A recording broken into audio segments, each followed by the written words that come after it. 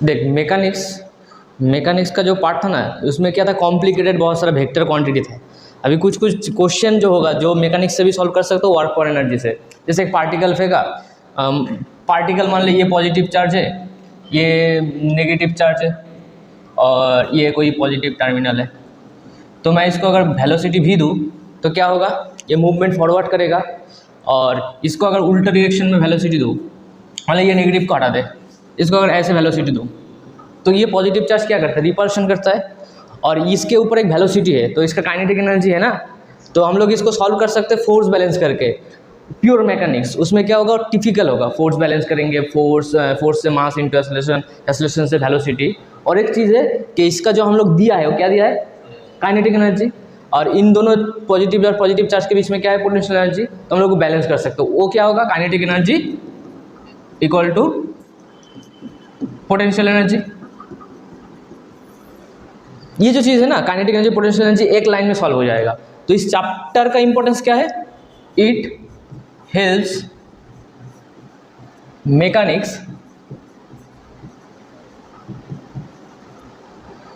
Mechanics problem easy.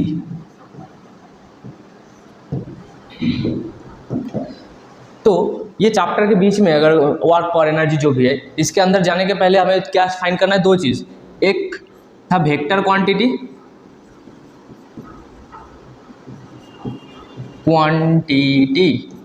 Vector quantity mainly mechanics में था, pure mechanics में। और एक क्या था, स्केलर क्वांटिटी। जितना भी चैप्टर होगा हर एक चैप्टर में क्या होगा, या वेक्टर क्वांटिटी होगा उसके साथ स्केलर क्वांटिटी भी होगा। तो स्केलर क्वांटिटी से कैलकुलेशन करना इजी होता है कंपेयर टू वेक्टर क्वांटिटी। तो एक स्केलर क्वांटिटी है जिसका नाम है वर्क क्या है, scalar quantity. Work equal to क्या होता है, फोर्स इनटू डिस्प्लेसमेंट। अभी ये जो फोर्स है, फोर्स तो वेक्टर क्वांटिटी है और एस भी वेक्टर क्वांटिटी है। तो इन दोनों का मल्टीप्लिकेशन एक स्केलर क्वांटिटी हुआ। ये पॉसिबल कब होगा, जब ये डॉट प्रोडक्ट होगा।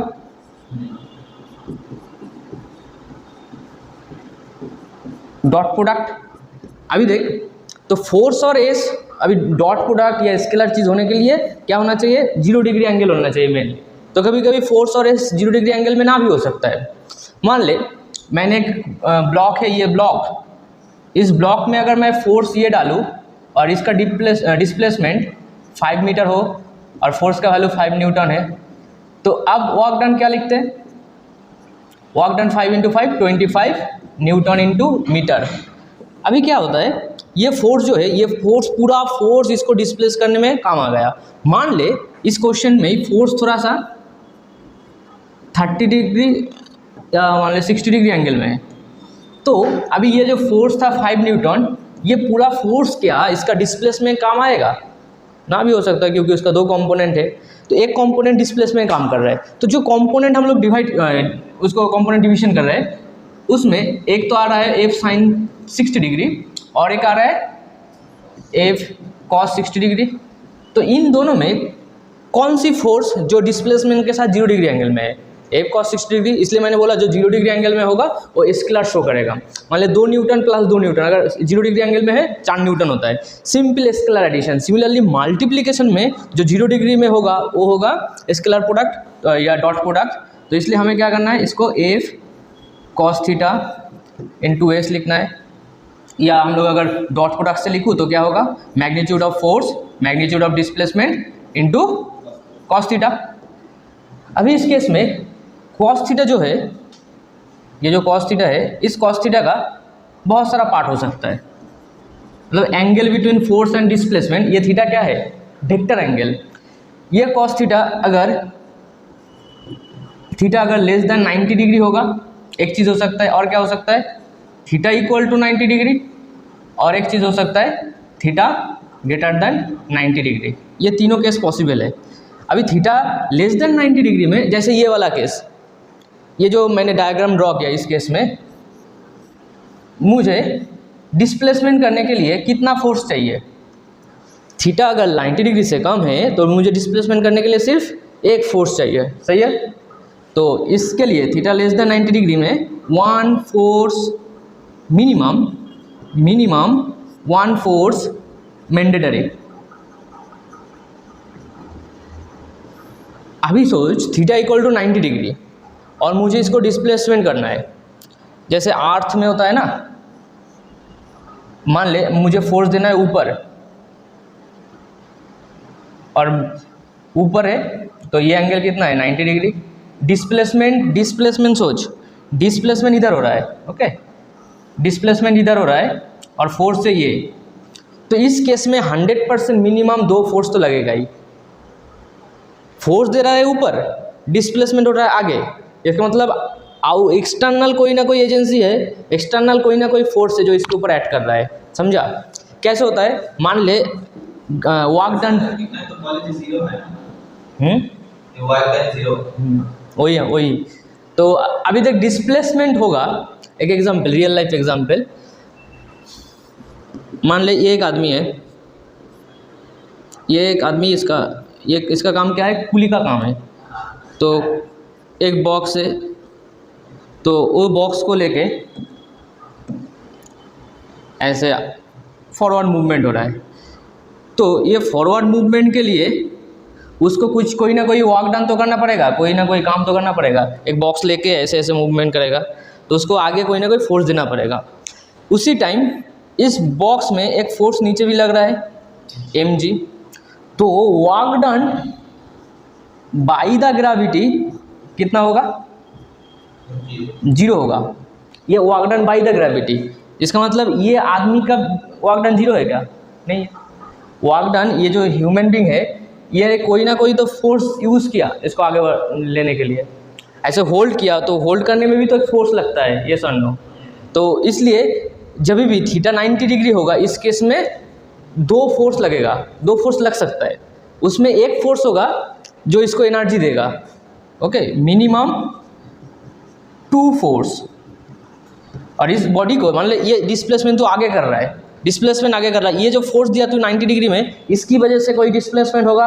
नहीं होगा। इसका मतलब तुझे कोई ना कोई तो फोर्स इधर देना ही पड़ेगा। हाँ, तो ये जो तू फोर्स दिया है ना, ये तू क्या किया? ये फोर्स में तू एनर्जी प्रोवाइड किया। तो थीटा इक्वल टू 90 डिग्री में मिनिमम 2 फोर्स यूज होता है, और एक फोर्स होता है वन फोर्स प्रोवाइड एनर्जी। इसमें एक फोर्स इस बॉडी में एनर्जी प्रोवाइड करता है so that body can move forward या बैकवर्ड, कुछ भी।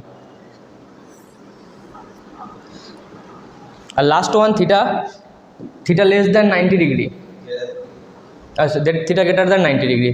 Theta greater than 90 degree case में तू फोर्स ये दिया है, डिस्प्लेसमेंट ये हुआ है, तो 100% डिस्प्लेसमेंट इधर होगा। मतलब तू जो फोर्स दिया है उसका दो कंपोनेंट हो सकता है, एक ऊपर एक नीचे। तो ये डिस्प्लेसमेंट इधर कैसे होगा? तो जो फोर्स दिया है उसका दो कंपोनेंट आएगा, ऊपर नीचे। तो इसको डिस्प्लेसमेंट करना है तो 100% मुझे आगे कोई ना कोई एक्सटर्नल फोर्स देना पड़ेगा, ओके, कोई ना कोई एक्सटर्नल फोर्स देना पड़ेगा।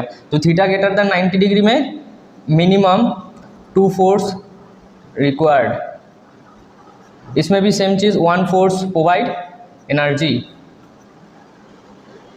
ये बेसिक। मान ले ये एक ब्लॉक है और ये नॉट इक्वल टू 0 है। तूने क्या किया? फॉरवर्ड में एक फोर्स यूज़ किया और बैकवर्ड में क्या लगेगा? Force due to friction. तो ये ब्लॉक, ये फोर्स अगर लिमिटिंग फ्रिक्शन से ज़्यादा है तो बॉडी मूव करेगा, तो बॉडी मूव करेगा तो ये बॉडी इधर आ गया, तो अभी भी फोर्स एफ दे रहा है। तो ये जो मूवमेंट हुआ, इस मूवमेंट के टाइम फ्रिक्शन क्या फोर्स देना बंद कर देता है?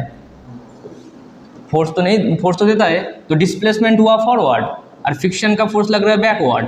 तो हम लोग अगर वर्क डन करेंगे तो क्या लिखेंगे? Friction into displacement into cos 180 degree. समझा? तो इसमें माइनस एफ ऑफ एस होता है, ओके। तो इस केस में कितना फोर्स है? 2 फोर्स है। और इस केस में एंगल कितना है? 180 डिग्री, जो 90 डिग्री से ज़्यादा है। तो थीटा ग्रेटर देन 90 डिग्री वाला केस, ठीक है। Second method second method to find work done. Work done find करने का और एक प्रोसेस है। क्या प्रोसेस देख, ये बहुत बार किया है वेक्टर में। मान ले इस पॉइंट का नाम है, इस पॉइंट का कोऑर्डिनेट 1,1,1। ओके, इस पॉइंट में एक ब्लॉक है और इस ब्लॉक को मुझे लेके जाना है कोई दूसरा पॉइंट 2,2,2। अभी सोच, इस ब्लॉक को इधर से उधर लेने के लिए तू एक फोर्स यूज़ किया। जो फोर्स यूज़ किया ना वो एक्स एक्सिस डायरेक्शन में है।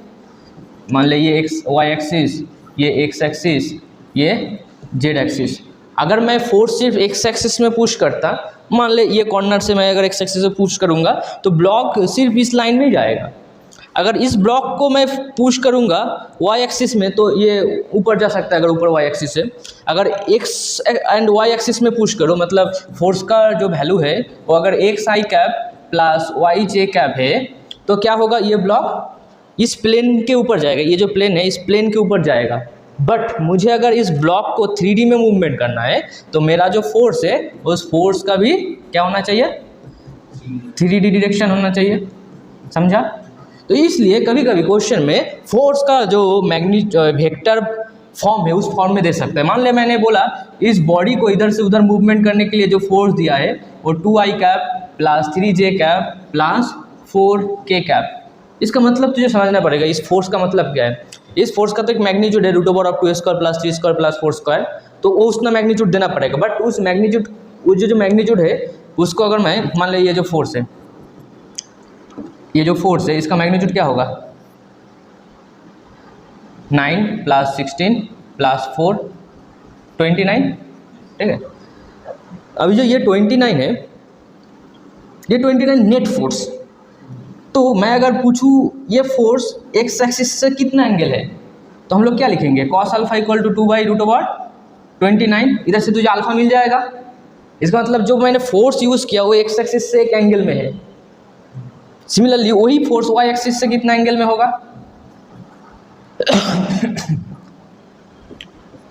3/√29। इधर से तुझे बीटा मिल जाएगा। Similarly cos gamma equal to 4/√29। इसको ही तो हम लोग कोसाइन कहते हैं। इसका मतलब मैंने जो फोर्स यूज़ किया एक्स डायरेक्शन में वो एक्स एक्सिस से कोई एंगल है, वाई एक्सिस से कोई एंगल है और ये जेड एक्सिस से कोई एंगल है। तीनों एंगल डिफरेंट हो सकता है, इसलिए कभी कभी फोर्स को इस टाइप में रिप्रेजेंट करता है।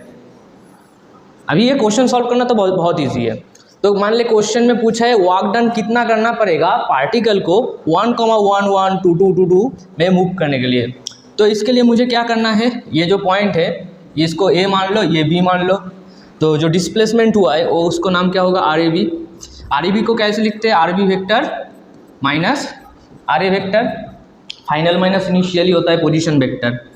तो final 2 I cap plus 2j cap plus 2k cap. कोई भी पॉइंट को अगर हमें वेक्टर फॉर्म में रिप्रेजेंट करना है तो हम लोग ऐसे करते हैं i j k का यूज़ करके।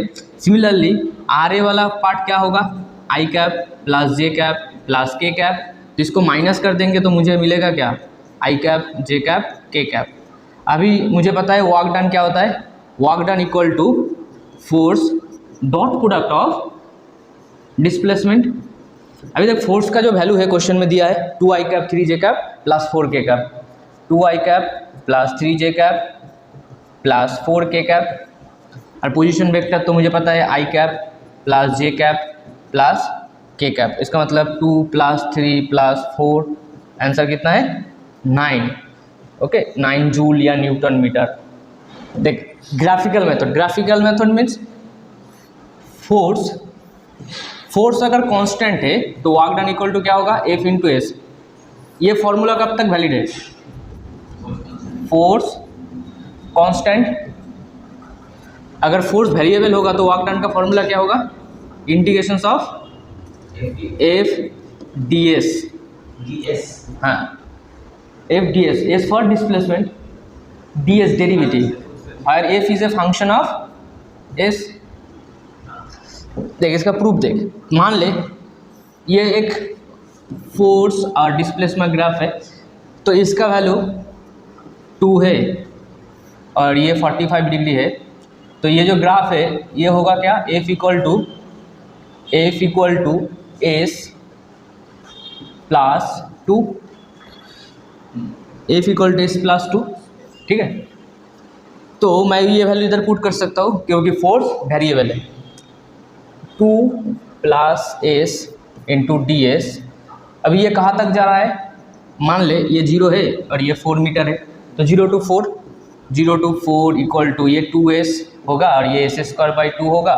Lower limit upper limit put कर देंगे, 0 4 तो 2 इंटू 4 प्लस 4 स्क्वायर बाई 2 तो 8 प्लस 8 तो कितना आया, 16 आया।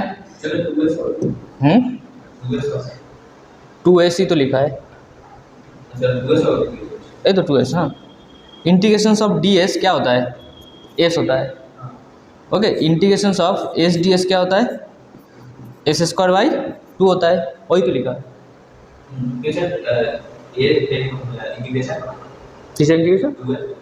टू एर इंटीग्रेशन क्या होता है, 2s होता है। 2 तो कांस्टेंट है, 2ds है ना, 2 तो कांस्टेंट है तो 2 बाहर जाएगा। हाँ, ds का इंटीग्रेशन 0 नहीं होता, s होता है। तो इसका वैल्यू 16 है। तो ये जो प्रोसेस किया ये क्या है, इसका नाम मैं दे सकता हूँ, ये होता है method number 4, calculus. Okay, calculus use करके हम लोग वर्क डन फाइंड कर सकते हैं। कब फाइंड कर सकते हैं, जब फोर्स वेरिएबल है। तो ये देख मेथड 4 था विद हेल्प ऑफ कैलकुलस। अभी ये क्वेश्चन को हम लोग ग्राफिकल से सॉल्व करेंगे, जो था मेथड 2। ग्राफिकल से सॉल्व करने का मतलब area under the curve. Work done क्या होता है, वर्क डन क्या होता है, एरिया अंडर द ग्राफ। तो ये है ग्राफ, इस ग्राफ में जो एरिया हुआ है वही होगा एरिया अंडर द ग्राफ। कितना सा एरिया हुआ है, ये मान ले 2, ये मान ले 4, तो ये रेक्टेंगल का एरिया क्या होगा, ये जो रेक्टेंगल प्रोड्यूस हो रहा है, ये जो रेक्टेंगल प्रोड्यूस हो रहा है उसका एरिया क्या होगा 2 इंटू 4, और ये जो ट्रायंगल हो रहा है उसका एरिया क्या होगा हाफ इंटू 4। बोल सोच, थोड़ा सोच। ये वाला हाइट तुझे चाहिए, ये सर नो, तो टोटल हाइट कितना होगा, वो टोटल हाइट मिलेगा कब, जब हम लोग एफ, टोटल हाइट मतलब एफ है ना, फोर्स है ना, तो एस इक्वल टू 4 में फोर्स कितना होगा 6 होगा। तो उस 6 से मैंने ये 2 को सब्सट्रैक्ट कर दिया तो ये कितना मिलेगा 4 मिलेगा। तो वो जो एरिया मैंने पूछा था वो एरिया क्या होगा हाफ इंटू बेस, बेस कितना है 4, हाइट कितना है 4, तो ये कितना होगा 8 होगा। इधर भी कितना है 8, तो एरिया अंडर द ग्राफ कितना हुआ 8 प्लस 8, तो टोटल कितना होगा 16। 8 प्लस 8 इक्वल टू 16। ये भी 16 था, ये भी 16 था। तो हम लोग इंटीग्रेशन यूज़ करके सॉल्व कर सकते हैं या ग्राफिकल मेथड। तो इंटीग्रेशन अच्छा है ग्राफिकल से, क्यों,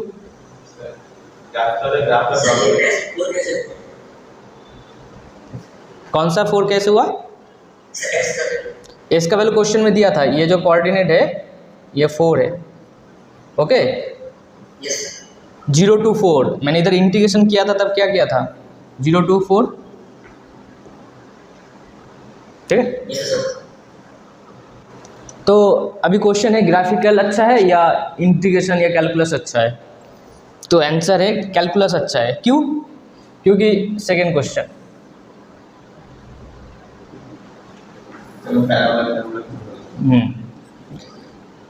ये मान ले फोर्स, एक ग्राफ ऐसा दिया है।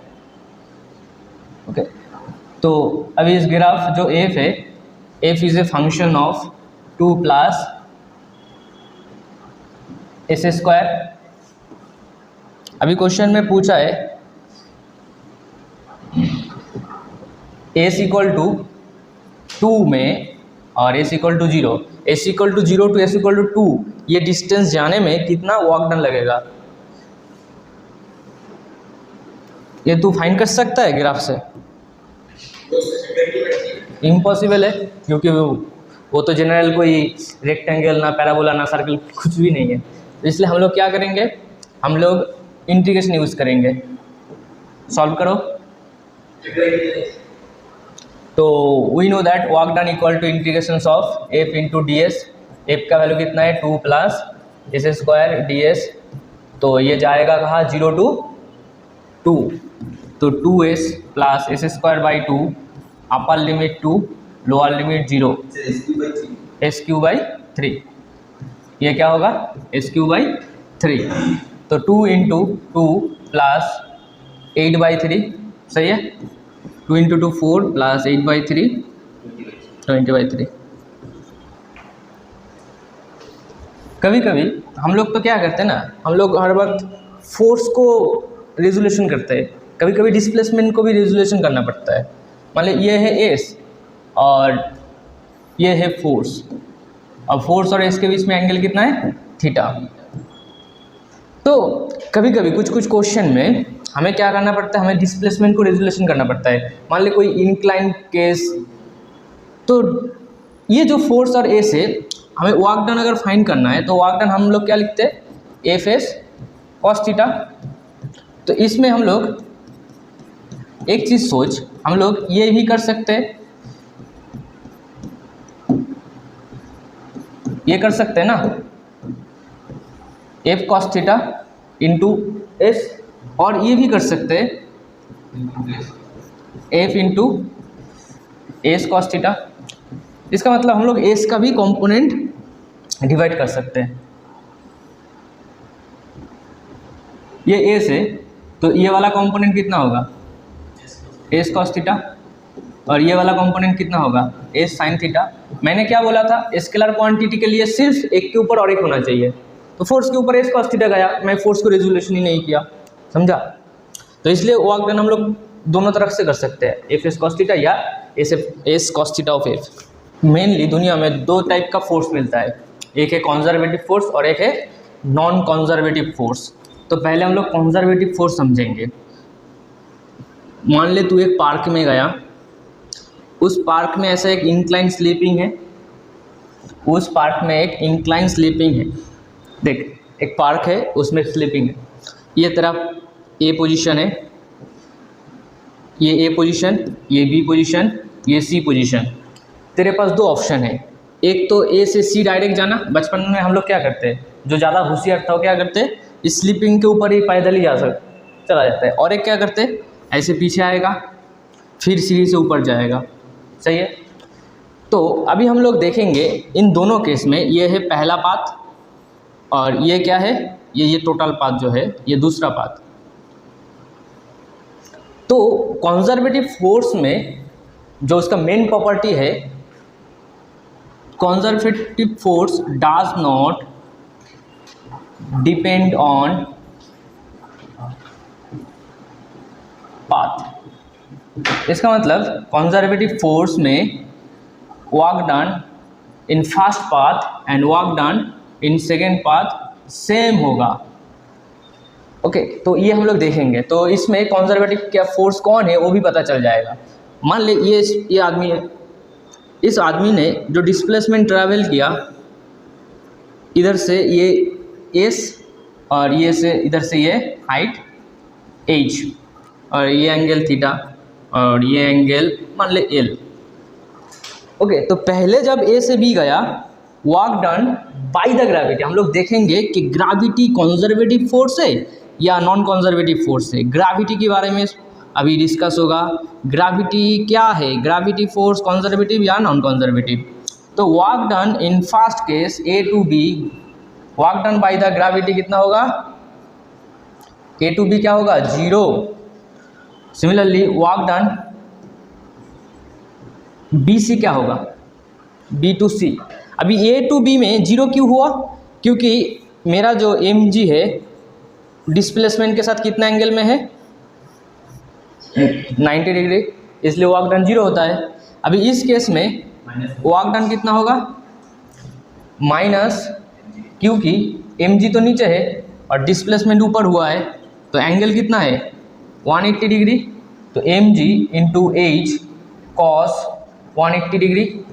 तो फाइनली वर्क डन कितना आया एम जी एच।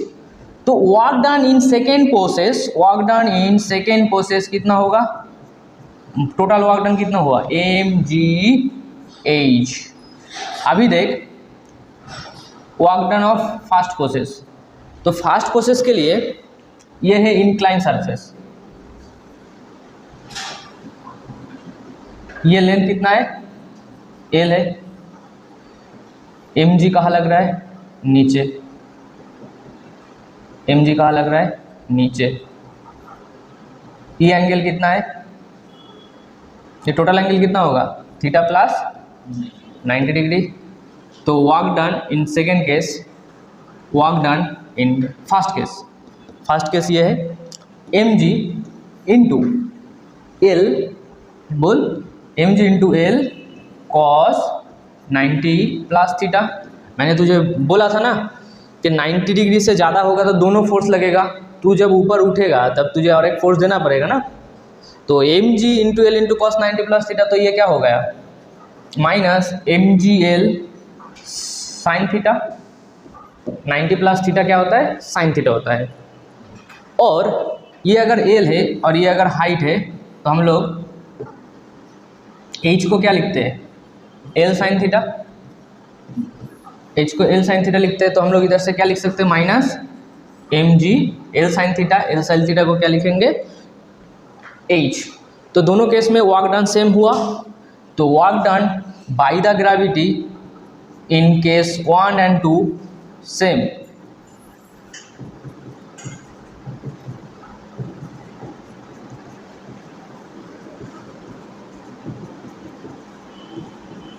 तो इसलिए ग्रेविटी जो फोर्स है वो कंजर्वेटिव फोर्स है। नेक्स्ट पेज में हम लोग नॉन कंजर्वेटिव फोर्स डिस्कस करेंगे। Second property of conservative force, conservative force का और एक प्रॉपर्टी है वो है work done in a cyclic process. पूरा साइक्लिक प्रोसेस में क्या होगा वर्क डन 0 होगा। देख कैसे, मान ले ये A था, ये B था, ये C था, तो A से B गया, B से C गया, इसमें कितना वर्क डन हुआ, work done ABC equal to 0 आया। Sorry, work done ABC equal to क्या आया था माइनस mgh। ओके, अभी तू क्या किया A से C नहीं गया, तो C से फिर से A में आ गया, तो वर्क डन CA क्या होगा प्लस mgh होगा। प्रूफ दिखाना पड़ेगा, प्लस mgh होगा क्योंकि एंगल अभी mg के साथ लेस देन 90 डिग्री है, इसलिए पॉजिटिव हो जाएगा। तो टोटल साइक्लिक प्रोसेस में वर्क डन कितना हुआ 0 हुआ। तो वर्क डन इन साइक्लिक प्रोसेस पहला प्रॉपर्टी का एक पार्ट है। और एक लॉजिक है जो तू बोला, वो लॉजिक है क्या, डिस्प्लेसमेंट कितना है 0 है। अभी we know that work done equal to force dot displacement, अगर डिस्प्लेसमेंट भी 0 हो जाएगा तो वर्क डन 100% 0 होगा।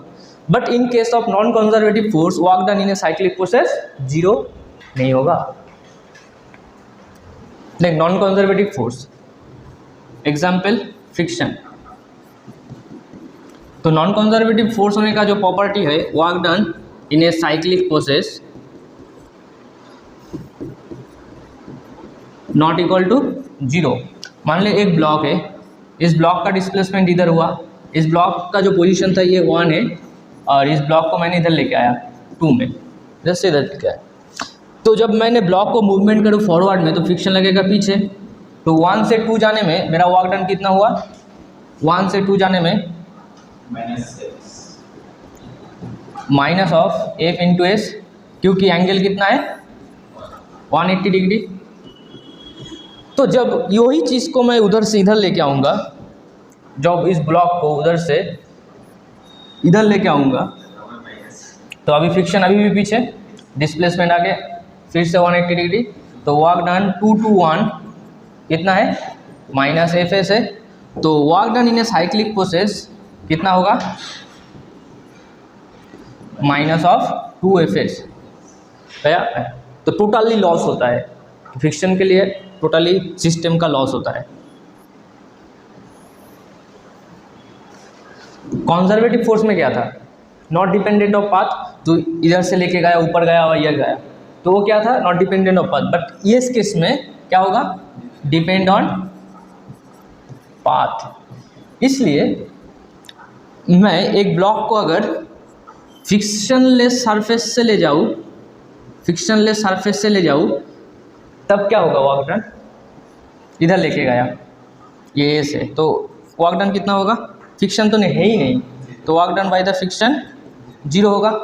तो उसके बाद मैंने क्या किया, उस सरफेस को चेंज करके, मतलब पाथ को चेंज करके फिर से और एक सरफेस लेके आया जिसमें म्यू नॉट इक्वल टू 0। तो अब वर्क डन कितना है? -2fs -fs। तो वर्क डन चेंज हुआ ना, पाथ चेंज किया तो वर्क डन भी चेंज करेगा। ये mathematics of conservative and non conservative, ये कैलकुलस का एकदम लास्ट पार्ट है, जब हम लोग पार्शियल डेरिवेटिव पढ़ेंगे क्लास 12 में। तो अभी इसमें सिर्फ वर्क डन में तो इसको ना भी पढ़ सकता है, but in case of JEE question पूछ सकता है और उतना टफ भी नहीं है। जो बोल रहा हूँ वो सिर्फ समझ ले। मान ले कंजर्वेटिव के लिए, कंजर्वेटिव कभी कभी क्या होता है, फोर्स वेरिएबल होता है, एक्स एक्सिस के रेस्पेक्टिवली वेरिएबल हो सकता है। एक्स एक्सिस आई कैप प्लस वाई स्क्वायर जे कैप प्लस जेड स्क्वायर के कैप, इस टाइप का कुछ हो सकता है। तो कंजर्वेटिव जो फोर्स है, अगर कंजर्वेटिव, ये फोर्स अगर कंजर्वेटिव है, एग्जाम में ऐसा एक फोर्स दे देगा और पूछेगा ये कंजर्वेटिव है या नहीं है। ओके, तो कंजर्वेटिव के लिए d of F derivative of d y, ये एफ एक्स, ये इक्वल टू होना चाहिए d of F y divided by D of x. ये क्या है मैं समझाता हूँ। पार्शियल डेरिवेटिव क्या होता है, जब हम लोग एफ एक्स लिखेंगे तब इस फोर्स का एफ एक्स कौन है? ये जो फोर्स लिखा है इस फोर्स का एफ एक्स कौन है? एक्स स्क्वायर, ठीक है। तो अभी हम लोग इसका अगर डेरिवेटिव करेंगे F x with respect to d y, partial derivative में अगर मैं y के रेस्पेक्टिवली डेरिवेटिव करूँ, मैं अगर y के रेस्पेक्टिवली डेरिवेटिव करूँ, y के बिना बाकी सब वैल्यू कांस्टेंट है, y के बिना बाकी सब वैल्यू कांस्टेंट है, ये पार्शियल डेरिवेटिव का प्रॉपर्टी। तो ये इस फंक्शन में एक्स स्क्वायर है, तो इसमें क्या y है? नहीं है। तो कांस्टेंट चीज का डेरिवेटिव कितना होता है? 0 होता है। एक्स स्क्वायर को कांस्टेंट सोचना पड़ेगा पार्शियल डेरिवेटिव में। ओके, अभी हाँ, एक्स स्क्वायर को भी कांस्टेंट सोचना पड़ेगा। क्यों? क्योंकि तू जो डेरिवेटिव किया उसमें कौन चेंज है? y। सिमिलरली मैं अगर डी ऑफ एफ वाई लिखूँ divided by D of x लिखूँ, एफ वाई का वैल्यू कितना है? एफ वाई का वैल्यू वाई स्क्वायर, तो d of y square divided by D x, इधर भी वाई स्क्वायर एक्स के रेस्पेक्टिवली कांस्टेंट है, तो ये भी 0 होगा। तो इस केस में ये d F x by d y equal to d F y by D x ये मेंटेन कर रहा है, तो ये क्या है? Conservative force. मैं और एक एग्जांपल लूँगा जिसमें नॉन कंजर्वेटिव होगा, मतलब दोनों केस में नॉट इक्वल भी हो सकता है। नोट कर ले, तो मैं सब कुछ इधर लिख देता हूँ। D F y by d z, ये सब रेसिप्रोकल याद रखना। जेड के साथ इसमें मैं डेरिवेटिव करूँ तो इसका मतलब ऊपर एफ जेड होगा, नीचे डी वाई होगा, ये भी सही है। सिमिलरली ये भी सही है। आंखें बंद करके लिखो, कोई प्रॉब्लम नहीं। ओके, जितना भी हो सकता है, ये मेनली तीनों ही होगा। Okay, x y, y z, z x, तीनों के बीच में रिलेशन। ये तेरा इक्वेशन से अगर मैच करेगा, इक्वेशन से जब भी तू डेरिवेटिव करेगा तब याद रखना नीचे वाला जो चीज़ है उसका अगर कोई चीज़ नहीं हुआ तो कांस्टेंट है।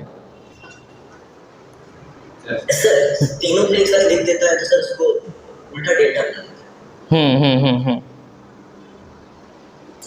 वो सब हायर मैथमेटिक्स पे, मतलब इसको तुझे रिप्रेजेंट करने का एक तरीका है, तीनों को इक्वल करके।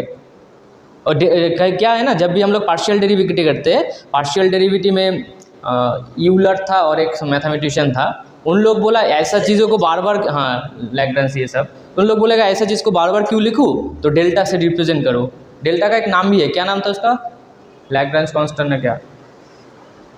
उल्टा डेल्टा, सीधा डेल्टा, ऐसा कुछ है। उल्टा डेल्टा होता है, वो पढ़ेगा मैथमेटिक्स जब पढ़ेगा हायर स्टडी में, हायर स्टडी में नहीं, फर्स्ट ईयर में भी मिलेगा। मान ले F equal to x square y i cap plus y y square x j cap okay, ये बस इतना ही दे दिया है। क्वेश्चन में पूछा है ये कंजर्वेटिव होगा या नॉन कंजर्वेटिव। तो d F x divided by D of y equal to d of x square into y d y. तो हम लोग एक्स स्क्वायर को कांस्टेंट लेके बाहर लेंगे, d y by d y का वैल्यू कितना होगा 1, तो एक्स स्क्वायर हुआ। सिमिलरली सेकंड केस में अगर देखेंगे d F y divided by D x equal to d y square into x divided by D of x, इसमें वाई स्क्वायर बाहर जाएगा और d x by D x का डेरिवेटिव पार्शियल डेरिवेटिव 1, तो y square, तो x square not equal to y square, so this is a non conservative.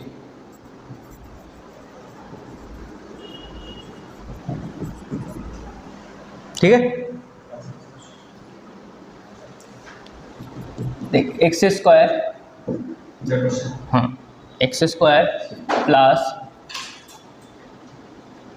Y plus 4y I cap plus Y square plus, इसको और कुछ कर सकता है 4y square कर दे,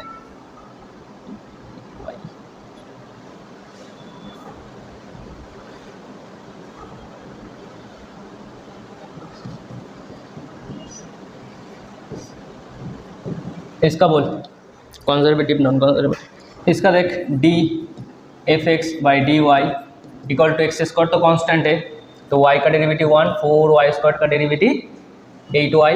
similarly d of F y by D of x क्या होगा 0 plus 8x plus 1। और सेकेंड केस में क्या होगा डी ऑफ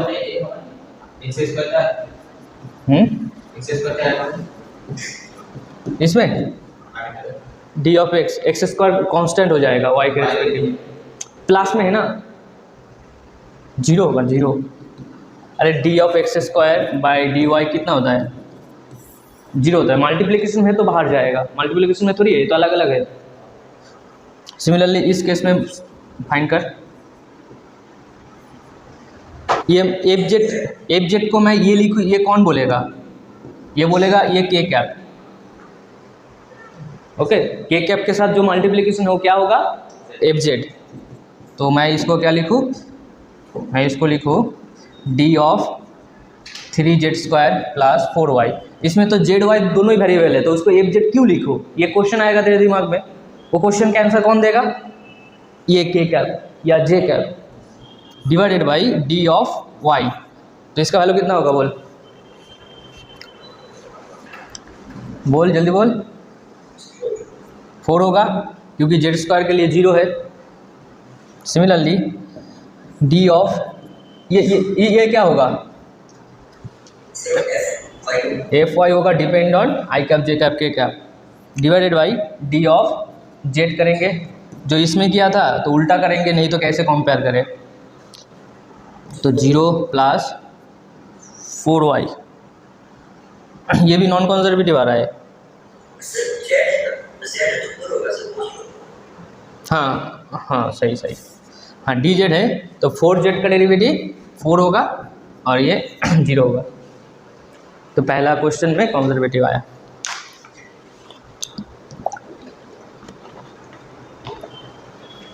हो गया। तो वर्क टू एनर्जी ट्रांसफॉर्मेशन ये हम लोग अभी पढ़ेंगे। पहले हम लोग पढ़ेंगे work to kinetic energy transformation. Work to kinetic energy, मान ले work done equal to integrations of F d s, सबको पता है। अभी ये जो वर्क डन हुआ है, हम लोग फोर्स क्या है, मास इंटू एक्सेलरेशन। एक्सेलरेशन क्या है, एक्सेलरेशन को ये लिख सकता हूँ, कोई दिक्कत। तो हम लोग इधर जो फोर्स है, क्योंकि मुझे पता नहीं है फोर्स कांस्टेंट है या वेरिएबल है, तो इसलिए फोर्स को हम लोग क्या लिखेंगे, mass into velocity into d v divided by d s. D s आँखें बंद करके डी एस को हटा देंगे और एम को बाहर लेंगे, तो ये होगा वी डी वी 1 to 2, ये first position to second position. तो वर्क डन इक्वल टू क्या आया, work done equal to integration of 1 to 2 m बाहर वी डी वी, तो ये क्या होगा m v two square divided by 2, समझा, वी स्क्वायर बाई 2 होगा ना, m v square by 2 upper limit lower limit 1 to 2 या इनिशियल टू फाइनल, इसको इनिशियल ले और इसको फाइनल ले, इनिशियल फाइनल। तो half of m v final square minus half of m v initial square. तो इसलिए हम लोग क्या लिख सकते हैं, work done equal to change of kinetic energy. क्यों? क्योंकि ये फाइनल काइनेटिक एनर्जी था और ये इनिशियल काइनेटिक एनर्जी। ओके, ये फाइनल काइनेटिक एनर्जी, ये इनिशियल काइनेटिक एनर्जी। तो work done equal to change of kinetic energy. बहुत अच्छा फॉर्मूला है, बहुत काम का है। तो ये जितना भी चीज़ क्या है, इसमें मैं आराम से ये फॉर्मूला ड्राइव किया। ओके, इस डेरिवेशन में मुझे क्या कंजर्वेटिव या नॉन कंजर्वेटिव कंसीडर करना पड़ा? नहीं, क्योंकि फिक्शन की वजह से भी तो ये फॉर्मूला आ सकता है, वैलिड हो सकता है, फिक्शन इक्वल टू फोर्स। तो ये इस केस में, ये जो केस है, इस केस में ये formula applied on both case, conservative as well as non conservative.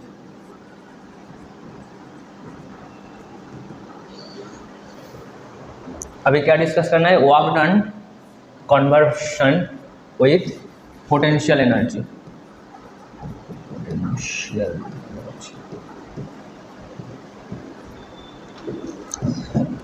देख, पोटेंशियल एनर्जी, ये जो कन्वर्शन है पोटेंशियल एनर्जी और वर्क डन के बीच में, ये डिस्कस करने के पहले हमें क्या डिस्कस करना है? हमें डिस्कस करना है पोटेंशियल एनर्जी होता क्या है। पोटेंशियल एनर्जी होता क्या है? पोटेंशियल एनर्जी, कोई बॉडी को अपना पोजीशन के लिए कुछ एनर्जी मिल जाता है, पोजीशन के लिए उसको कुछ करने का, मतलब करने का कुछ पावर मिल जाता है। मान ले पानी जब नीचे होगा, पानी जब नीचे होगा वो कोई काम कर सकता है? पानी जब नीचे आ जाता है उसका कोई काम नहीं है। अगर मैं पानी को ऊपर कोई टैंक में मिला दूँ तो उस टैंकी से जब पानी नीचे गिरेगा वो पानी बहुत काम कर सकता है। तो कोई भी वर्क डन के लिए मुझे क्या ज़रूरत है? पानी को फ्लो होना। तो ये पानी फ्लो तभी होगा जब पानी ऊपर जाएगा।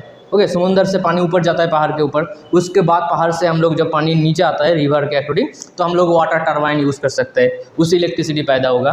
तो पोटेंशियल एनर्जी क्या है? ये एक एनर्जी है जब पार्टिकल को हम लोग थोड़ा ऊपर ले जाए या उसका पोजीशन चेंज करें। Potential energy is one type of energy which can do some work due to change of its position.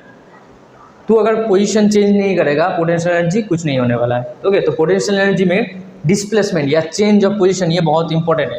Okay, ये डेफिनेशन लिखते हैं, इसको हटा देंगे, नोट में नहीं मिलेगा।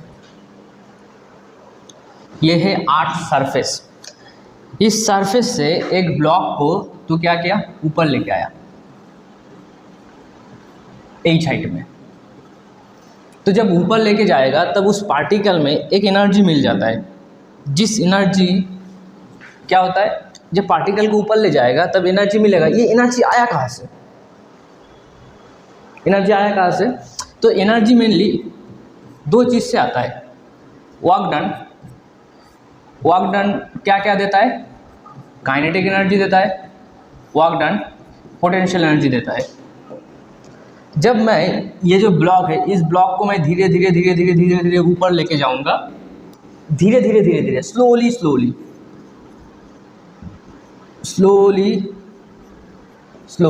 स्क्वायर, धीरे धीरे ऊपर लेके जाऊंगा, तब क्या होगा? इसका इस पोजीशन में जो वेलोसिटी होगा, इनिशियल वेलोसिटी, इधर भी वही इनिशियल वेलोसिटी होगा। धीरे धीरे मान ली जीरो था इनिशियल, ये जीरो से थोड़ा सा स्टार्ट जब किया था, जीरो से थोड़ा सा कम, धीरे धीरे ऊपर तक जब लेके गया तब भी वो जीरो से ऑलमोस्ट जीरो के आसपास। तो इस केस में जब हम लोग धीरे धीरे ऊपर लेके जाएंगे तब क्या होगा? काइनेटिक एनर्जी, मतलब चेंज ऑफ काइनेटिक एनर्जी क्या होगा? जीरो होगा। तो टोटल वर्क डन किस में कन्वर्ट हो जाएगा? पोटेंशियल एनर्जी में। सिमिलरली इसका और एक एग्जाम्पल, और इस एग्जाम्पल अच्छा है, मतलब समझ तुझे अच्छा आएगा। वो है, मान ले एक पॉजिटिव टर्मिनल और ये एक पॉजिटिव चार्ज, ये है आर डिस्टेंस। तो ये तो क्या कर रहा था? रिपल्शन कर रहा था ना, रिपल्शन। तो तुझे ये बहुत दूर चला जाएगा, बट इस केस में u इक्वल टू 0 और ये पार्टिकल मान ली इधर आ गया, तो तब u इक्वल टू 0 हो सकता है क्या? रिपल्शन की वजह से मूवमेंट कर रहा है ना, तो ये u नॉट इक्वल टू 0। तो इस केस में जो फोर्स अप्लाई हुआ उसकी वजह से जो वर्क डन हुआ, उस वर्क डन किस में कन्वर्ट हुआ? काइनेटिक एनर्जी में। और पोटेंशियल एनर्जी में भी कन्वर्ट हो सकता है क्योंकि डिस्प्लेसमेंट तो है। बट हम लोग इसमें ये नहीं कह सकते कि work done equal to potential energy. ये क्या कह सकते हैं क्या? Work done equal to potential energy नहीं कह सकते। ये work done equal to potential energy ये कहना है, और पोटेंशियल एनर्जी को मुझे मार्केट में लॉन्च करना है। क्या बोला? पोटेंशियल एनर्जी को मुझे मार्केट में लॉन्च करना है, लोगों को समझाना है ये भाई पोटेंशियल एनर्जी। तो पोटेंशियल एनर्जी के लिए तुझे एक फॉर्मूला लिखना पड़ेगा। तो पोटेंशियल एनर्जी के लिए जो फॉर्मूला आता है मार्केट में वो होता है change of potential energy equal to minus of change of work done. अभी ये माइनस क्यों आएगा वो हम लोग डिस्कस करेंगे, बट पोटेंशियल एनर्जी को तुझे कुछ बोलना है क्योंकि एग्जैक्टली कोई पोजीशन का पोटेंशियल एनर्जी हम लोग डिफाइन नहीं कर सकते। हमें क्या करना पड़ेगा? Change of potential energy find करना पड़ेगा। तो उसको डिफाइन करने के लिए हमें वर्क डन के साथ ही इक्वल करना है। तो वर्क डन क्या क्या कर सकता है? वर्क डन बॉडी का काइनेटिक एनर्जी भी इंक्रीज कर सकता है। तो इस केस में हम लोग क्या करते हैं, जो पार्टिकल इधर से इधर मूव होगा, पॉजिटिव पॉजिटिव रिपल्शन होगा, तो वर्क डन मुझे करना ही पड़ेगा। वर्क डन कहाँ करेंगे? देख, इधर हम लोग एक एक्सटर्नल फोर्स देते हैं। कितना एक्सटर्नल फोर्स दिया? F external almost equal to ये वाला एफ इलेक्ट्रोस्टैटिक फोर्स। तो ये देंगे तो क्या होगा? ये देंगे तो ये पार्टिकल बहुत जल्दी भागेगा नहीं, तो नेट वेलोसिटी 0 हो गया। तो मान ले ये एफ इलेक्ट्रोस्टैटिक्स ये थोड़ा सा ज़्यादा है एफ एक्सटर्नल से, तो क्या होगा? एक वेलोसिटी मिलेगा U इक्वल टू 0.000001 मीटर पर सेकेंड। तो ये वेलोसिटी क्या होगा? मिला उसको, इस वेलोसिटी से ही जाएगा इधर भी 0.000001 मीटर पर सेकेंड। इसका मतलब इसको मैंने ऐसे टोक्का मारा तो थोड़ा सा मूव कर दे, मूव करा, और अभी ये दोनों फोर्स ऑलमोस्ट इक्वल है एफ एक्सटर्नल ऑफ इलेक्ट्रोस्टैटिक्स। तो क्या होगा? एक्सेलरेटेड नहीं होगा। नेट फोर्स अगर 0 है, एफ नेट अगर 0 है तो बॉडी एक्सेलरेट नहीं करेगा। बॉडी अगर एक्सेलरेट नहीं करेगा तो वेलोसिटी चेंज नहीं होगा। तो इसको कहते हैं स्लोली मूवमेंट करना। स्लोली मूवमेंट करेंगे तब जाके पार्टिकल में पोटेंशियल एनर्जी गेन होगा जो वर्क डन का इक्वल है। तो इसलिए हम लोग पोटेंशियल एनर्जी इस केस में क्या लिखेंगे? Potential energy equal to F external into displacement. F external into displacement लिखेंगे, येस और नो। अभी इस केस में एफ एक्सटर्नल और डिस्प्लेसमेंट के बीच में एंगल कितना है? बोल। एफ एक्सटर्नल और डिस्प्लेसमेंट के बीच में एंगल कितना है? 180 डिग्री। तो एक माइनस आएगा एफ एक्सटर्नल इंटू एस। तो ये जो पोटेंशियल एनर्जी आया इसको हम लोग ये भी लिख सकते हैं ना। अभी एक चीज़ सोच, एफ इलेक्ट्रोस्टैटिक्स, देख देख देख देख, F electrostatics force equal to minus of F external, yes और no? F electrostatic equal to minus of F external. तो मैं ये क्या कह सकता हूँ? F electrostatics into S. तो पोटेंशियल एनर्जी इक्वल टू क्या हो गया? एफ इलेक्ट्रोस्टैटिक्स इंटू एस हो गया। अभी ये जो चीज़ है इसको हम लोग समझाएंगे कि पोटेंशियल एनर्जी इक्वल टू कितना आया? एफ ई इंटू एस आया। और वर्क डन क्या लिखते हैं? Work done equal to F external into S, सही है ना? तो ये एफ एक्सटर्नल इंटू एस होता है वर्क डन। तो हम लोग इसको क्या लिखेंगे? Minus of potential energy. Okay, तो work done equal to minus of potential energy इसलिए आता है, समझा? इधर भी पुट कर सकता है, ये एफ एक्सटर्नल इंटू एस का वैल्यू वर्क डन पुट कर दे तो potential energy equal to minus of work done या वर्क डन। ओके, सिमिलरली हम लोग ग्रेविटी में तुझे समझाएंगे, धीरे धीरे समझ। ये ब्लॉक जो है, इस ब्लॉक में नीचे क्या लग रहा है? mg लग रहा है। तो इस ब्लॉक को अगर हम लोग पोटेंशियल एनर्जी डिफाइन करेंगे without change of kinetic energy, मुझे क्या करना पड़ेगा? ऊपर एक सेम फोर्स यूज करना पड़ेगा। ये इधर से ये मान ले ग्राउंड, तो नीचे तो mg लग रहा है। ओके, तो मैंने क्या किया? इसको धीरे धीरे स्लोली ऊपर उठाऊंगा। ओके, उसके बाद छोड़ देंगे तो ये इसका एक काम होगा वर्क डन करने का। तो ये जो मैंने ऊपर लेके आया, ऊपर लेने के लिए मुझे एक फोर्स देना पड़ा, ये जो F external force. If F external almost equal to mg, तो क्या होगा? इधर और इधर वेलोसिटी सेम होगा। ओके, तो वर्क डन बाय ग्रेविटी, मुझे बोलो work done by gravity. F external যদি mg इक्वल হয়, तो work done by the gravity equal to minus mg into H, yes और नो? क्योंकि दोनों के लिए जो एंगल है 180 डिग्री है। तो पोटेंशियल एनर्जी अभी किसका है? पोटेंशियल एनर्जी बॉडी का है। वो क्या होता है? Minus of work done by gravity. तो ग्रेविटी कितना है? Minus mgh। तो ये क्या हो जाएगा? Plus mgh। अभी रुक जा। तो इस केस में हम लोग क्या किया, पोटेंशियल के साथ वर्क डन का एक रिलेशन किया, potential is equal to minus of work done. अभी तू जो फोर्स यूज़ किया ये नॉन कंजर्वेटिव हो सकता है, मेनली होता है नॉन कंजर्वेटिव, और work done by the gravity क्या है, कंजर्वेटिव। तो मैंने जो ये फॉर्मूला लिखा है ना, ये जो फॉर्मूला लिखा है ये only use for conservative force, conservative. Potential energy equal to work done हो सकता है, but potential energy equal to minus of work done होगा, उसमें इस वर्क डन में जो फोर्स है वो 100% क्या होना चाहिए, कंजर्वेटिव होना चाहिए। जैसे electrostatics is one type of conservative force, gravitational is one type of conservative force. तो ये जो फॉर्मूला है potential energy equal to minus of work done, ये only for conservative force. But non conservative case में इसमें देख work done कितना रहा है, वर्क डन तू जो यूज़ किया वो क्या है, एक्सटर्नल फोर्स, और डिस्प्लेसमेंट भी सेम डायरेक्शन में है, तो वर्क डन कितना रहेगा, पॉजिटिव mgh। और बॉडी में पोटेंशियल एनर्जी कितना हो रहा है, पॉजिटिव mgh। तो 99% केस में नॉन कंजर्वेटिव फोर्स में पोटेंशियल एनर्जी इक्वल टू क्या होता है, positive change of work done. समझा, इस केस में जैसे हुआ है। तो ये formula only apply for conservative force, और बाकी को उसमें तुझे देखना पड़ेगा फोर्स का डायरेक्शन कहाँ है। अभी तू फोर्स कोई और डायरेक्शन में यूज़ करेगा तो और वैल्यू आएगा ना, mgh ना भी आ सकता है, mg sine theta, mgh sine theta भी आ सकता है। इंक्लाइन प्लेन में फोर्स डाला तो बहुत कुछ हो सकता है, फिक्शन आ गया मार्केट में, इंक्लाइन प्लेन में तो बॉडी को ऊपर लेके आया, फिक्शन नीचे है, तो फिक्शन के लिए जो वर्क डन होगा वो तो minus of mgh, minus of वो नहीं होगा ना फिक्शन के लिए वो पोटेंशियल एनर्जी। तो ये सब वेरी करता है, तो ये formula important only for conservative force. कुछ नोट करना है, पीडीएफ तो मिल जाएगा। देख लास्ट केस में हम लोग ये देखा, delta U change of potential energy equal to delta W. Okay, delta W means F C into D x, ये वर्क डन है। सी एफ सी क्यों दिया है, सी एफ सी बोले तो कंजर्वेटिव फोर्स, कंजर्वेटिव फोर्स। अभी थोड़ा थोड़ा तुझे फील भी, डी यू होता है change of potential energy, change of potential energy. उस लास्ट पेज में लिखा था ना, delta U equal to minus of delta W, delta W को मैंने F C into D X लिखा और डेल्टा यू को डी यू लिखा, तो चेंज ऑफ पोटेंशियल एनर्जी।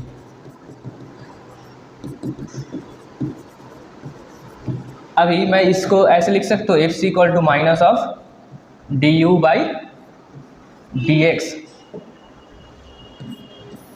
कोई दिक्कत,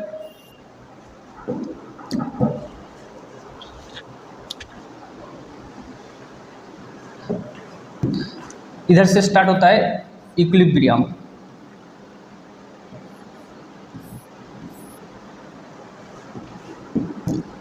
इक्विलिब्रियम देख, एफ सी अगर जीरो है, ओके, एफ सी मान लो फोर्स अगर जीरो है तो क्या होगा, इक्विलिब्रियम होता है। फोर्स नहीं है तो इक्विलिब्रियम, फोर्स जीरो है तो मतलब क्या है, D U D x zero है। तो इक्विलिब्रियम अगर पढ़ाएंगे, इक्विलिब्रियम के बहुत सारा पार्ट है। पहला एक है स्टेबल इक्विलिब्रियम और एक है अनस्टेबल इक्विलिब्रियम और एक है न्यूट्रल इक्विलिब्रियम। इसको समझने के लिए तुझे रियल लाइफ का एग्जांपल लेना पड़ेगा। देख, ये देख, ये एक बाटी है, ये क्या है, एक बाटी है, यही था ना अनस्टेबल इक्विलिब्रियम। ये देख, ये जो पार्टिकल है, एक पार्टिकल मतलब एक बाटी में ऐसा एक पार्टिकल है, इसको समझने के लिए इस पार्टिकल को अगर मैं इस पोजीशन से छोड़ दूँ, ये क्या करेगा, ऐसे मूवमेंट करते करते करते एक दिन इधर आके रेस्ट में आ जाएगा ना, तो इसको क्या बोलेगा, इसको क्या बोलेगा, स्टेबल इक्विलिब्रियम।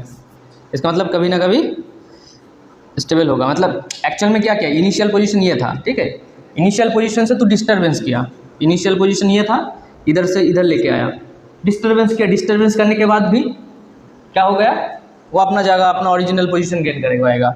स्टेबल इक्विलिब्रियम क्या है, स्टेबल इक्विलिब्रियम का डेफिनेशन अगर लिखूँ तो क्या होगा, स्टेबल इक्विलिब्रियम में क्या होगा, finally particle rest in mean position.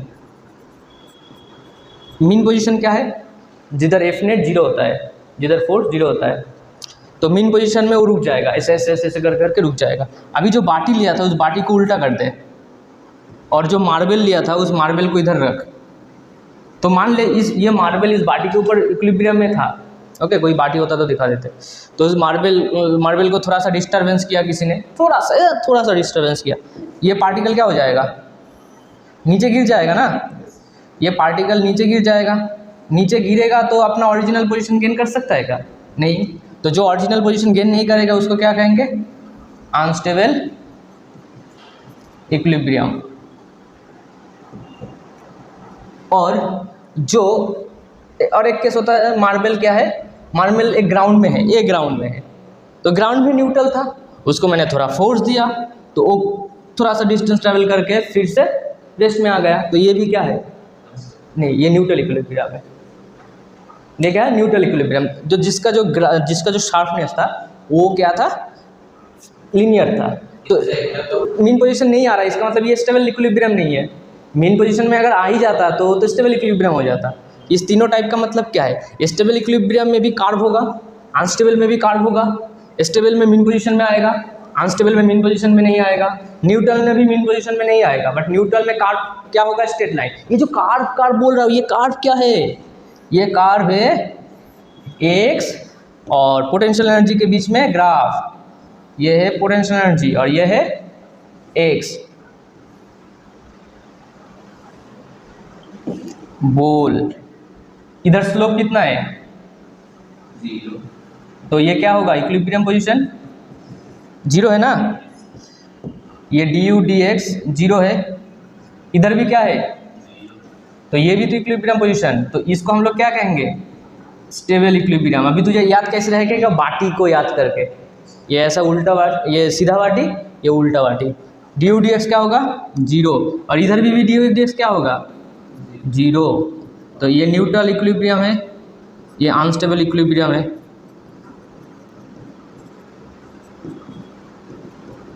बस इतना ही है वर्क पावर एनर्जी, पूरा खत्म चैप्टर। अभी क्वेश्चन करेंगे, हाँ प्रीवियस ईयर क्वेश्चन करेंगे बस, और कुछ नहीं है, एकदम फुल कंप्लीट। अभी देख, पावर इक्वल टू क्या होता है? Rate of change of energy. अभी एनर्जी को हम लोग क्या लिख सकते हैं? Work done dt। तो ये वर्क डन में क्या है? Force into displacement dt। अभी फोर्स अगर कांस्टेंट होगा बाहर जाएगा, ds बाई dt। तो पावर इक्वल टू क्या हो गया? Force into velocity. Okay, power equal to क्या होता है? फोर्स इनटू वेलोसिटी, इसमें डॉट प्रोडक्ट आता है। ओके, पावर भी क्या है? स्केलर क्वांटिटी,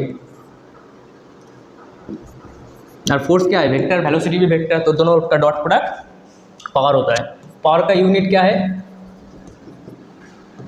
जूल पर सेकेंड, और एक यूनिट होता है वाट। जूल पर सेकेंड को ही वाट कहते हैं।